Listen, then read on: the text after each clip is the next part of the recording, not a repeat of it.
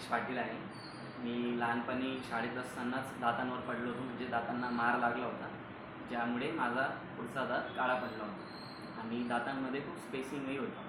तर मी त्याची ट्रीटमेंट आता घेण्याचं ठरवलं आणि मला ऑर्थोस्क्वेअरबद्दल कळालं. तर ऑर्थोस्क्वेअरच्या वडगाव शहरीतील ब्रांचमध्ये मी ट्रीटमेंट घेण्याचं ठरवलं, जिथे हर्षा मॅम आणि दिव्या मॅम यांनी माझी ट्रीटमेंट घेतली.